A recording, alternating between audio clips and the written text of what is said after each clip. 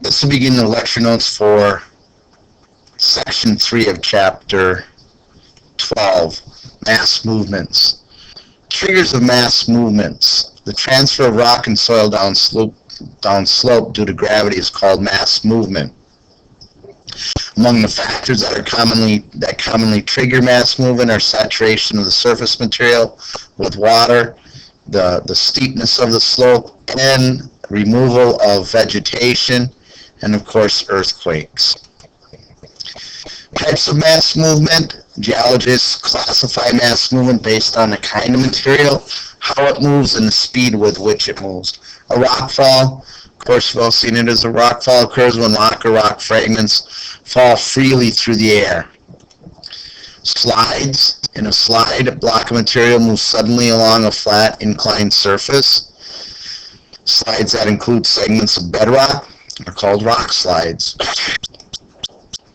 A slump is the downward movement of a block of material along a curved surface. And the important point of a slump is to remember the curved surface, and it's where you've seen it on the side of a hill where a chunk of the hill has retreated or slumped and caused that curved surface. This is an example of a slump, and you can see that curved surface. Another type of mass movement is a flow. A couple different types of flows.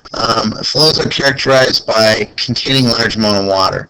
A mud flow moves quickly and carries a mixture of soil, rock, water that has a consistency of wet concrete.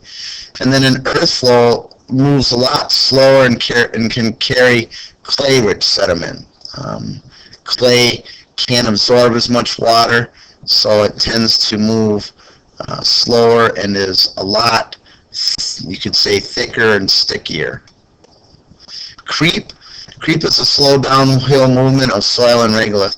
Regolith is a thin layer of soil that covers the majority of the earth.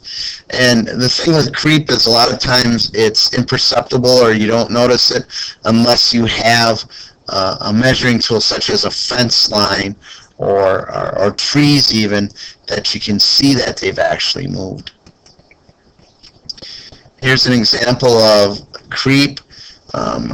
This expansion was caused by freezing and contracting during the freezing and thawing, and this material has actually creeped or moved down the side of a hill.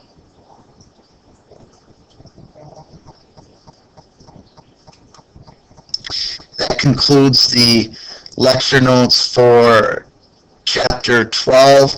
Chapter 12 does have 4 sections, and I would recommend that you make sure you get into Section 4, which is very quick, and read Chapter 4. But I will also provide a read of Chapter 4 on your My Big Campus account under your Resources tab.